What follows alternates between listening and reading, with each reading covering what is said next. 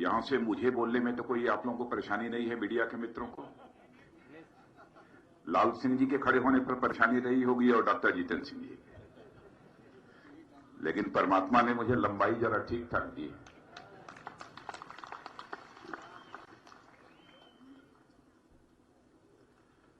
आज के इस कार्यक्रम की कर्ता धर्ता और जम्मू कश्मीर सरकार के वरिष्ठ मंत्री चौधरी लाल सिंह जी और भारत सरकार में योग्य मंत्री जो आपके लोकप्रिय सांसद भी हैं,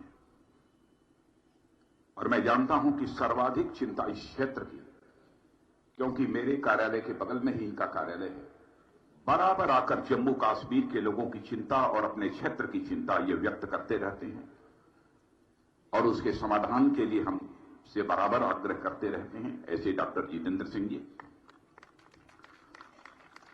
और लोकप्रिय सांसद हमारे श्री जुगल किशोर जी, प्रदेश अध्यक्ष श्री सतजी शर्मा, संगठन मंत्री श्री अशोक जी कौल और जम्मू कश्मीर सरकार के मंत्री जनाब फारूक अंद्रावी जी, मंत्री जनाब अब्दुल गनी ओली जी, महामंत्री पवन जी खजूरिया, श्री प्रेम जी डोगरा, स्थानीय विधायक श्री राजीव जसरोटिया, श्री विजय जी शर्मा, श्री कुलदीप, श्री रसपाल जी वर्मा और यहां पर शेड्यूल ट्राइब के जो मुखिया हैं चौधरी जफर साहब, और इस मैदान में उपस्थित मेरे सभी सम्मानित बहनों एवं भाइयों। लंबे अरसे के बाद कठुआ में किसी कार्यक्रम को संबोधित करने के लिए आप सबके सामने खड़ा हुआ।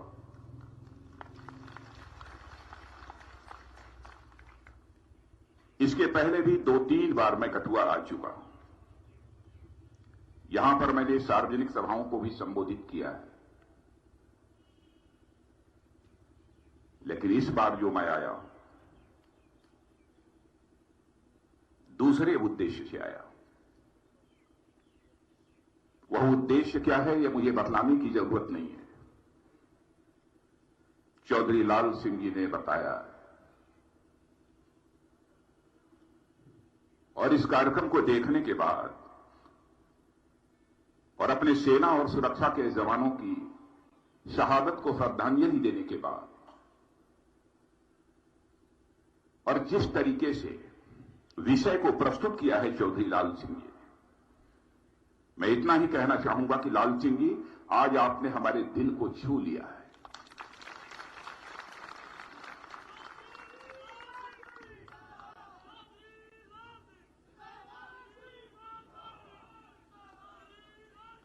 मेरे बहनों भाइयों, यह मुझे कल्पना नहीं थी कि इस प्रकार के कार्यक्रम में मैं शिरकत करने जा रहा हूं।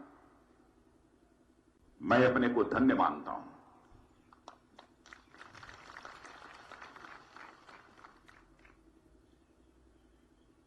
और हमारे शहीद परिवारों की जो यह माताएं बहनें बैठी हैं, जिनके परिवार के अभी कोई जवान सेना का हो अथवा सुरक्षा का जो शहीद हुआ है, इन सभी माताओं बहनों के चरणों में शीश झुकाकर गृह मंत्री के रूप में इन्हें मैं प्रणाम करता हूं। मुझे नहीं मालूम था लाल सिंह जी कि 17 वर्षों से आप बराबर इसी प्रकार के शहीदी दिवस का कार्यक्रम आयोजित करते हैं और सेना के शहीद जवानों की शहादत के सम्मान में इतना भव्य कार्यक्रम आप करते हैं। और आज यह जज्बा देखकर और आप सब लोग जितनी शांति से यहां बैठे हुए हैं, मैं देख रहा हूं एक व्यक्ति कोई उठ नहीं रहा। बहुत सारी सभाओं को, हजारों सभाओं को, सैकड़ों सभाओं को या 1000 के आसपास भी हो गई होंगी मैंने जीवन में संबोधित किया है, लेकिन इस तरीके का दृश्य मैंने नहीं देखा।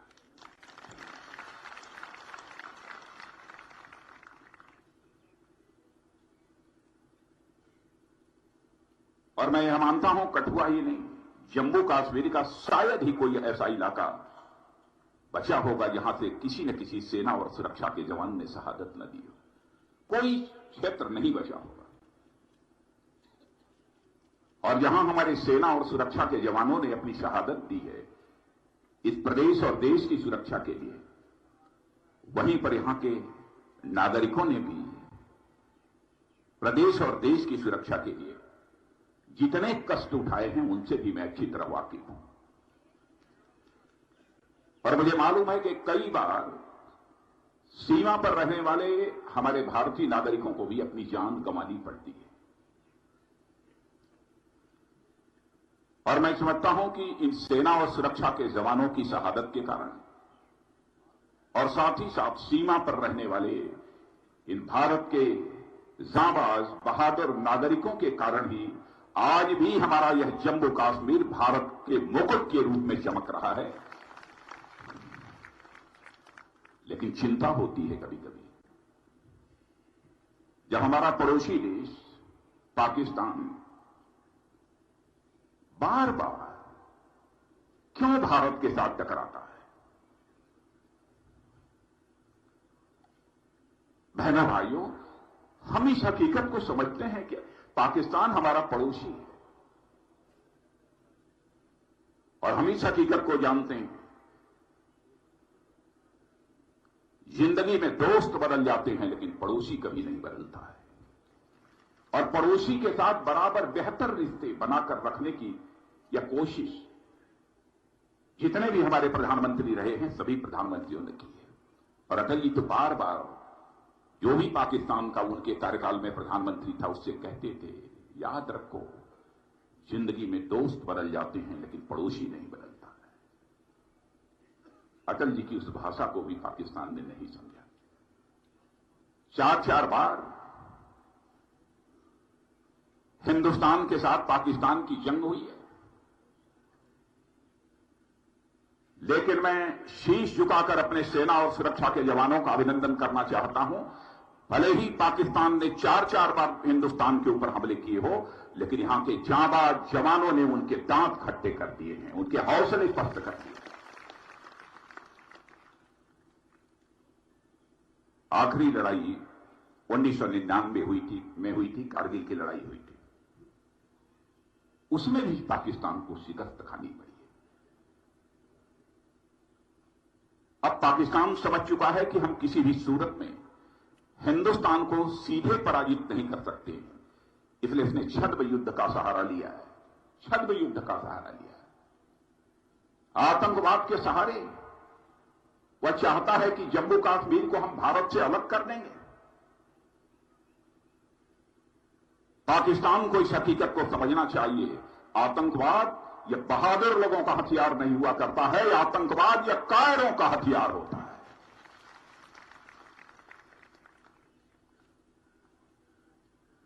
मुगालते में है यह पाकिस्तान कि हम मजहब के आधार पर फिर से भारत को बांट देंगे।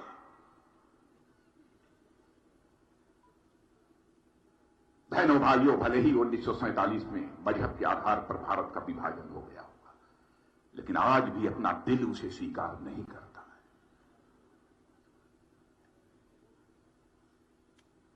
हमारा दिल यह कहता है चाहे हिंदू हो मुसलमान हो, जो भी भारत माता की कोख से पैदा हुए हैं, जो भारत के रहने वाले हैं, सभी एक दूसरे के भाई भाई हैं। शायद पाकिस्तान को इस बात की जानकारी नहीं है, इस्लाम के 72 फिरके होते हैं और किसी इस्लामी देश में भी इस्लाम के 72 फिरके नहीं पाए जाते। मेरे बहनों भाइयों, इस्लाम के 72 फिरके दुनिया की किसी एक देश की धरती पर पाए जाते हैं, तो हमारे और आपके देश की धरती भारत में पाए जाते हैं और दुनिया में कहीं नहीं पाए जाते।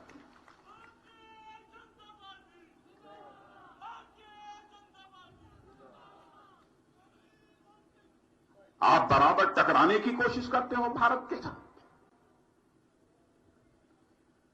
मजहब के आधार पर भारत का विभाजन करा दिया।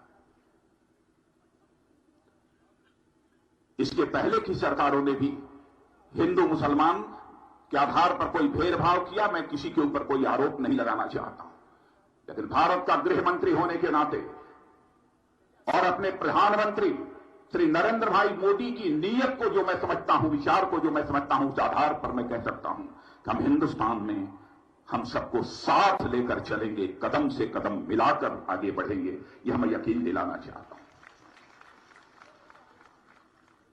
कैसी हुकूमत, जिस हुकूमत के रहते हुए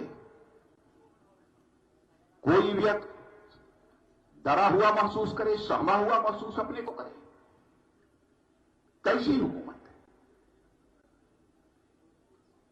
और पाकिस्तान समझता है कि फिर से मजहब के आधार पर हम भारत के लोगों को बांट देंगे। बहनों भाइयों, आईएसआईएस जिसे दाइश भी कहते हैं, दुनिया के सारे देश आईएसआईएस को लेकर चिंतित हैं। लेकिन मैं कह सकता हूं, गृह मंत्री होने के नाते हकीकत को मैं जानता हूं।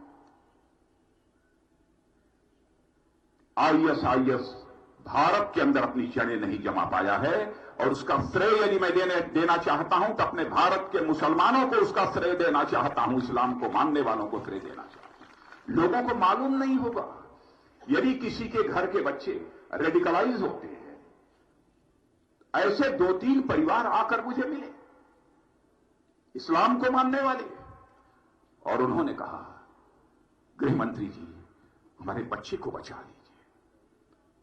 बाहर जाते हैं तो उसकी आकर वह सूचना देते हैं।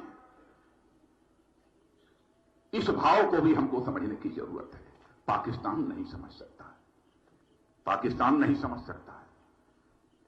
और पाकिस्तान तो मजहब के आधार पर भी भारत का बंटवारा हुआ, वह अस्तित्व में आया, लेकिन फिर भी पूरे पाकिस्तान को एक नहीं रख पाया। 1971 में उसी पाकिस्तान के 2 टुकड़े हो गए। और मैं समझता हूं पाकिस्तान अपनी हरकतों से बाज नहीं आया, तो अभी तो पाकिस्तान के 2 टुकड़े हुए हैं। शायद उस पाकिस्तान के 10 टुकड़े हो जाएं और पाकिस्तान के खंड खंड हो जाएं। और वह खंड खंड करने का काम भारत नहीं करेगा, हम नहीं करेंगे। हमारी सोच और हमारी नीति कभी विस्तारवादी नहीं रही है, और इतिहास इस बात का साक्षी है। भारत हिंदुस्तान का एक ऐसा बड़ा देश है जिसने कि आज तक विस्तारवादी नीति के तहत कभी भी दुनिया के किसी देश पर आज तक कोई हमला नहीं किया है। भारत अकेला देश। हम किसी देश के ऊपर कोई कब्जा नहीं करना चाहते, हम किसी देश को परेशान भी नहीं करना चाहते।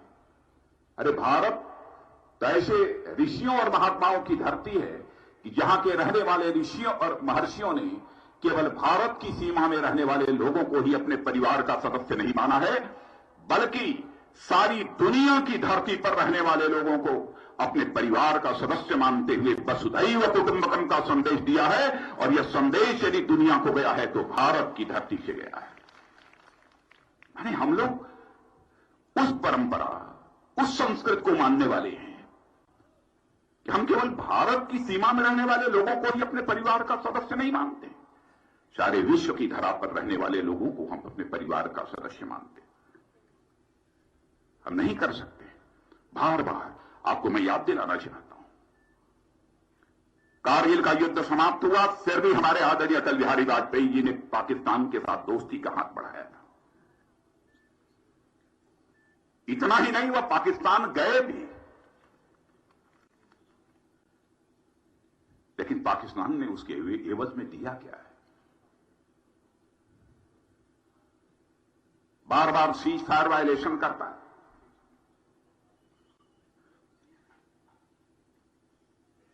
वहां के कुछ ऑफिसर्स भी आए थे, जो पाक रेंजर्स होती थी वो भी आए थे, वो मुझसे मिलना चाहते थे, मुझसे भी मिले। मैंने भी उनसे कहा, मैंने कहा मैं यकीन दिलाना चाहता हूं कि हमारी बॉर्डर सिक्योरिटी फोर्स और हमारे सेना के जवान पहली गोली पाकिस्तान के किसी नागरिक के ऊपर नहीं चलाएंगे, क्योंकि कभी न कभी पाकिस्तान भी हमारे ही परिवार का अंग रहा है। आज भी हम उसे अलग नहीं मानते, वह भी हमारे भाई हैं। हम किसी भाई के ऊपर, किसी इंसान के ऊपर गोली नहीं चलाना चाहते। लेकिन ध्यान रखना, पाकिस्तान के दोस्तों को जाकर मेरा संदेश दे देना कि वह पहली गोली भारत के सुरक्षा और सेना के जवानों पर न चलाएं। यह मैंने संदेश उनको दिया था।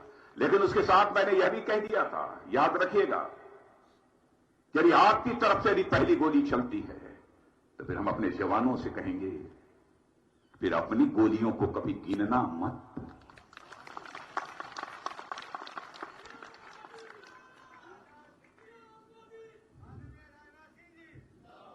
और बहनों भाइयों, मैंने स्पष्ट निर्देश मैंने अक्टूबर 2014 में जब से जिम्मेदारी संभाली है तब से मैंने कहा, दो टूक शब्दों में कहा, उनको भी कह दिया है। लेकिन यह समझ में नहीं आती बात। हमारे प्रधानमंत्री श्री नरेंद्र भाई मोदी ने, सरकार बन रही थी, 26 मई को शपथ ग्रहण समारोह था, उसके पहले हम लोग बैठे थे। उसमें मैं पार्टी का राष्ट्रीय अध्यक्ष भी था। तय यह हुआ, बातचीत यह हुई कि शपथ ग्रहण समारोह है और भारत को हम सचमुच एक शक्तिशाली भारत बनाना चाहते हैं, धनवान भारत यदि बनाना चाहते हैं तो अपने सभी का सहयोग प्राप्त करना चाहिए। इसलिए पड़ोसी देशों के भी जो राष्ट्राध्यक्ष हैं उन्हें शपथ ग्रहण समारोह में आमंत्रित करना चाहिए।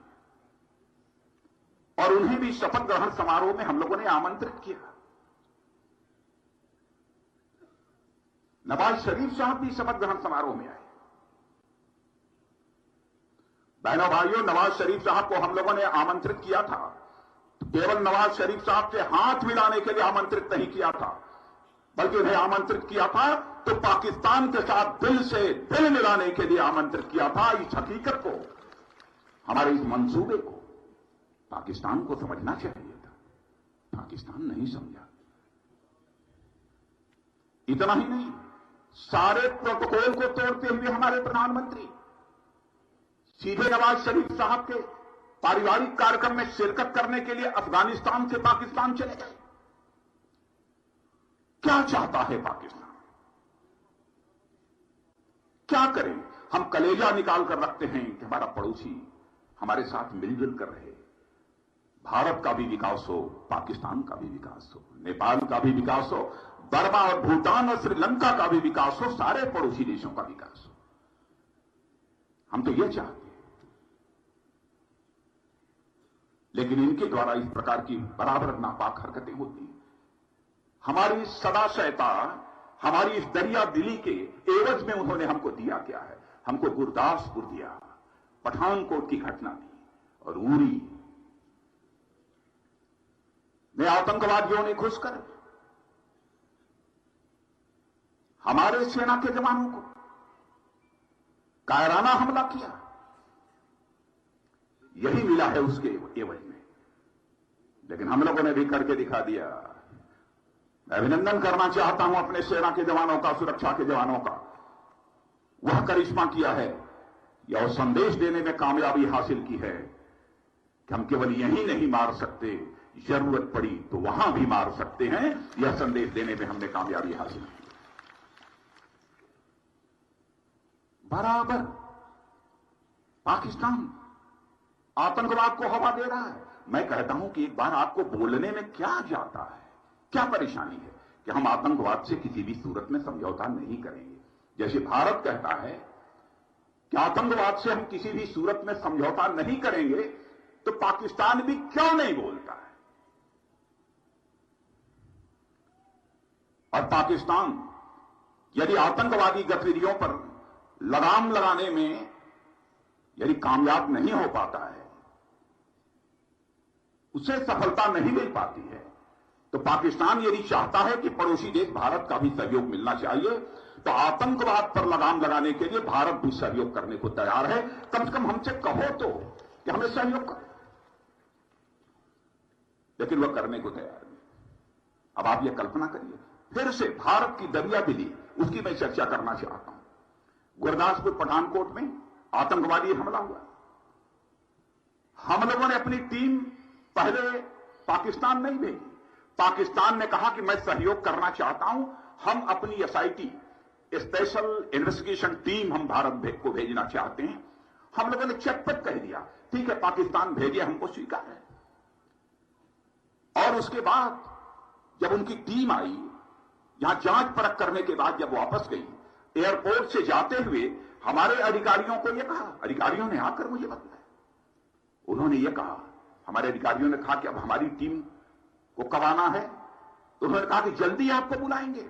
और पाकिस्तान जाकर वो पाकिस्तान की एसआईटी एकदम ने साफ दो टूक जवाब दे दिया कि भारत की इन्वेस्टिगेशन टीम को हम पाकिस्तान आने की इजाजत नहीं देंगे। क्या करें हम?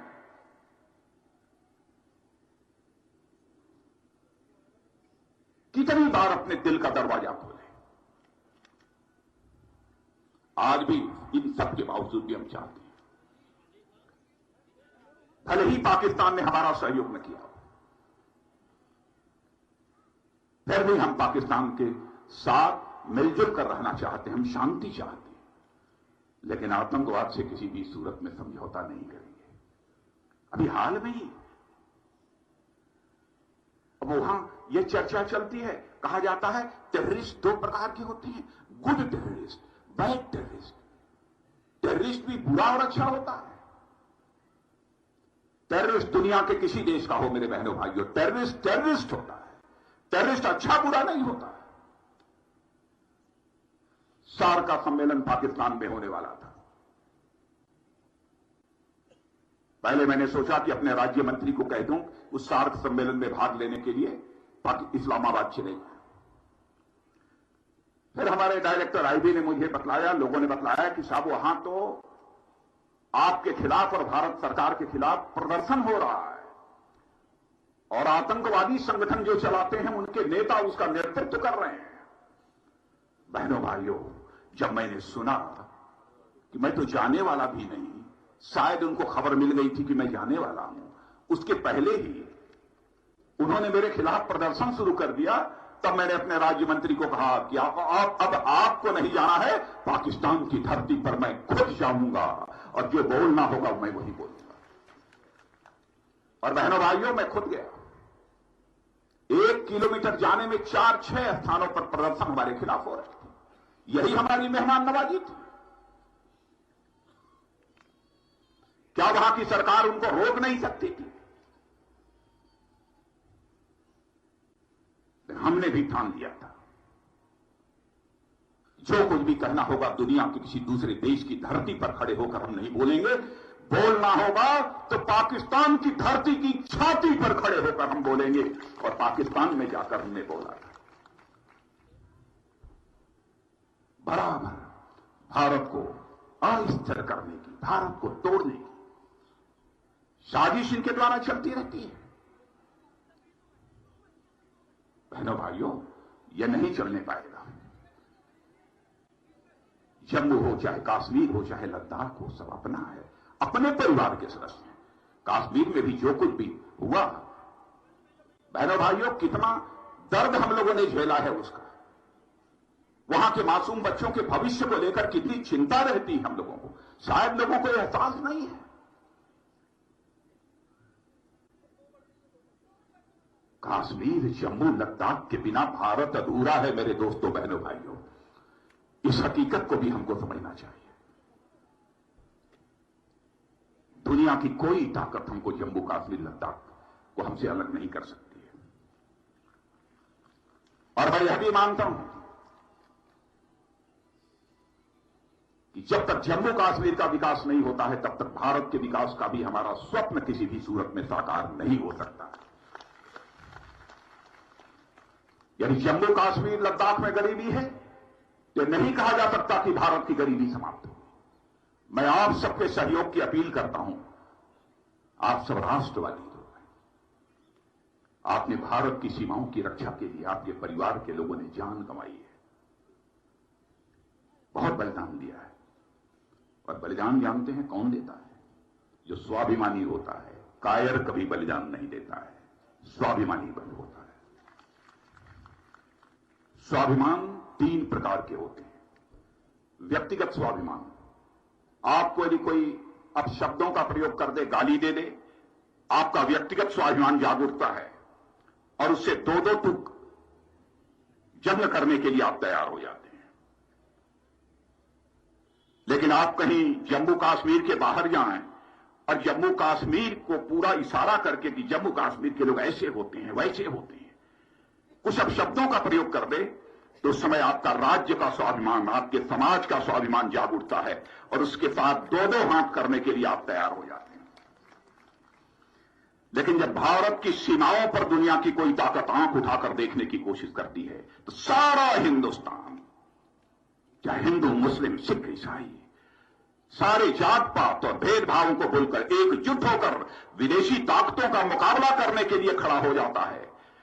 और जिस समय सारा हिंदुस्तान विदेशी ताकतों का मुकाबला करने के लिए खड़ा हो जाता है, उस समय जो स्वाभिमान का भाव पैदा होता है वो व्यक्तिगत स्वाभिमान नहीं होता है, वह राज्य का स्वाभिमान नहीं होता है, वह राष्ट्रीय स्वाभिमान होता है, वह राष्ट्रीय स्वाभिमान होता है। मैं उदाहरण देता हूं, चंद्रशेखर आजाद, सरदार भगत सिंह, खुदीराम बोस, अशफाक उल्लाह खां, यहां भी, कठुआ में भी हिंदू मुसलमान सबने बलिदान किया है। आजादी की लड़ाई में जो मिली है सबने बलिदान किया है।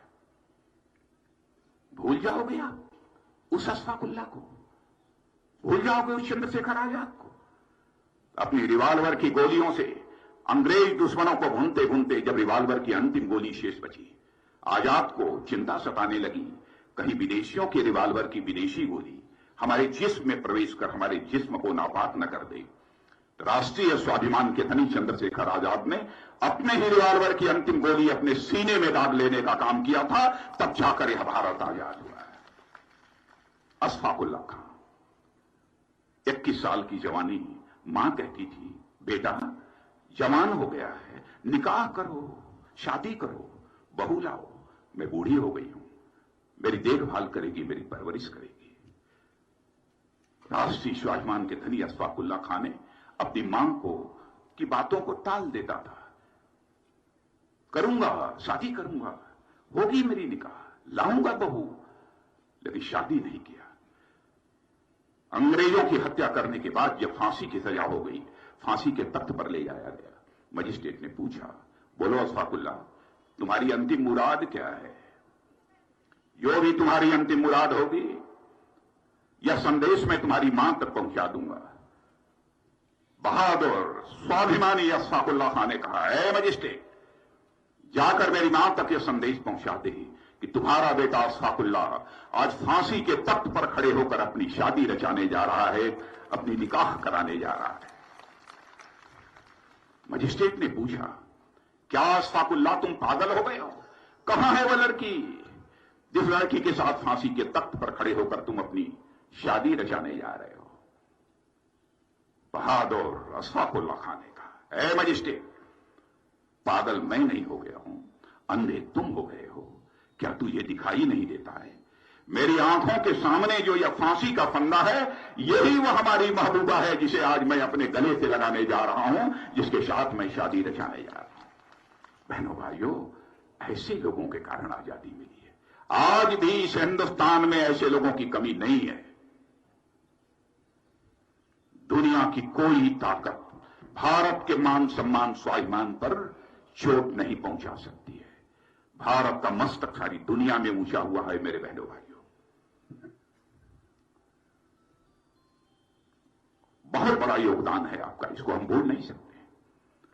आतंकवाद, उग्रवाद, माओवाद, इन सब पर काबू पाने के लिए भी हम लोगों ने, एक हमारे प्रधानमंत्री ने 500 और 1000 की करेंसी समाप्त की है। नोटबंदी जिसे कहते हैं बोलचाल की भाषा में। लेकिन अब कुछ लोग मजाक कर रहे हैं कि साहब ये नोटबंदी नहीं करती, नसबंदी करती है। बहनों भाइयों, मैं जानना चाहता हूं किसकी नस हम लोगों ने काट ली है? अरे नस कटी होगी तो आतंकवादियों की नस कटी होगी, माओवादियों की नस कटी होगी, काला धन कमाने वालों की नस कटी होगी, और किसी की नस नहीं कटी होगी। नहीं, पार्टी का नारा नहीं, यहां पार्टी का नारा नहीं, पार्टी का नारा नहीं, शहीदों का कार्यक्रम है, उनकी नस कटी होगी। लेकिन ऐसे कभी कभी देश के हित में, राष्ट्र हित में फैसले लिए गए, यह पार्टी के हित को ध्यान में रखकर फैसले नहीं किए गए, यह राष्ट्र के हित को ध्यान में रखकर यह फैसले किए गए। मैं अपील करना चाहता हूं, आप सभी का सहयोग इसे प्राप्त होना चाहिए। और जैसा हमारे प्रधानमंत्री जी ने कहा है, 50 दिन का समय मांगा है, उसके बाद स्थिति सामान्य होती हुई आपको दिखाई देगी। मैं आपको यकीन दिलाना चाहता हूं अपनी तरफ से। हमारे चौधरी लाल सिंह जी ने इस क्षेत्र की समस्याओं के संबंध में कुछ चर्चा की है। वैसे हमारे डॉक्टर जितेंद्र सिंह जी आपके सांसद हैं, बराबर मिलते रहते हैं। मैं सच बतलाना चाहता हूं कि शायद ही कोई एक ऐसा दिन हो जिस दिन डॉक्टर जितेंद्र सिंह जी मुझसे न मिलते। आज जरूर जब मिलेंगे तो कुछ न कुछ इधर उधर की क्षेत्र की बात जरूर करेंगे, घुमा फिरा के। जब आप जानते हैं ना, बात रखने में बहुत ही माहिर हैं, घुमा फिरा के अपनी बात रखने हैं। और उन्होंने सारी चीजों की जानकारी आपको दी है कि पाक अधिकृत कश्मीर के जो विस्थापित हैं उनके लिए हमारी सरकार क्या कर रही है, वेस्ट पाकिस्तान के जो रिफ्यूजीज हैं उनके लिए क्या कर रही है, पहाड़ से जो माइग्रेंट्स आए हैं उनके लिए हमने क्या किया है, कर नहीं रही है, किया क्या है, उसकी जानकारी उन्होंने दी है। और आपको शायद इस बात की भी जानकारी होगी कि 10,000 एसपीओज की भर्ती का भी हम लोगों ने फैसला करके आदेश जारी कर दिया।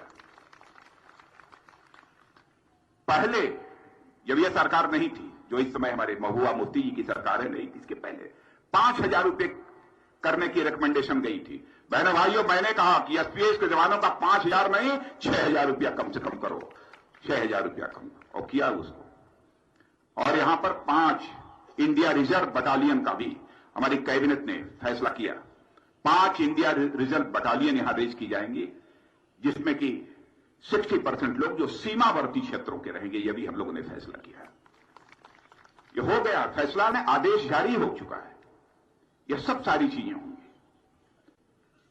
और भविष्य में भी मैं यह भी कहूंगा, डॉक्टर जितेंद्र सिंह जी हैं, हमारे चौधरी लाल सिंह जी भी हैं, जहां हमको, मैंने वही कहा इनसे, चौधरी लाल सिंह जी से कि आप भी आ जाइए, डॉक्टर जितेंद्र सिंह जी हैं, एक बार बैठकर और क्या क्या यहां पर करना है उस संबंध में हम लोग करेंगे। और मैं आपको यकीन दिलाता हूं, जितना हो सकेगा, मैं कोई आश्वासन नहीं देना चाहता, क्योंकि मैं आश्वासन देने से बचता हूं, क्योंकि आजाद भारत में जितने आश्वासन नेताओं ने जनता को दिए हैं, यदि आंशिक रूप से भी पूरे हो गए होते तो आज हमारा भारत दुनिया का सबसे ताकतवर देश बन गया होता। और इसी कथनी और करनी, वर्ड्स और डीड्स दोनों में अंतर होने के कारण भारत की राजनीति और भारत के नेताओं पर से जनता का विश्वास कम हुआ है। हम इस विश्वास के संकट को और अधिक गहरा नहीं करना चाहते। आश्वासन नहीं, जितना अधिक से अधिक हो सकेगा हम प्रयत्न करेंगे, क्योंकि मैं जानता हूं आप सभी इन क्षेत्रों में रहने वाले सारे लोग राष्ट्रवादी हैं, राष्ट्र के लिए अपना सब कुछ न्यौछावर करने के लिए तैयार रहते हैं। इस अवसर पर इससे ज्यादा कुछ न कहते हुए, और हमारे चौधरी लाल सिंह जी की धर्मपत्नी भी यहां पर बैठी हैं, श्रीमती कांता अंदोत्रा जी, आपका नाम सही लिया मैंने? आपका नाम छोड़ दिया है। अब ऐसा है, चौधरी लाल सिंह समझते होंगे सारा कंट्रीब्यूशन इन्हीं का, नहीं, बिना कांता जी के कुछ नहीं कर सकते।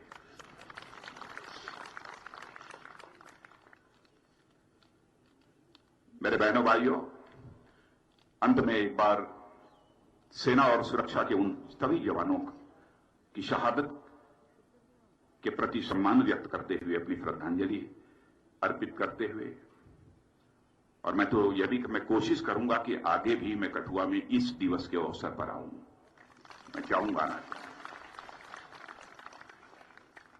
मैं फिर से सभी माताओं बहनों को, जिनके परिवार के लोगों ने शहादत दी है, आप सबका हाथ जोड़कर मैं अभिनंदन करता हूं। हाथ जोड़कर मैं अभिनंदन करता हूं। इन परिवारों के बलिदान को भारत कभी भूल नहीं सकता। इन्हीं शब्दों के साथ मैं पुनः अपनी श्रद्धांजलि अर्पित करते हुए अपना निवेदन समाप्त करता हूं। आप सबको बहुत बहुत धन्यवाद।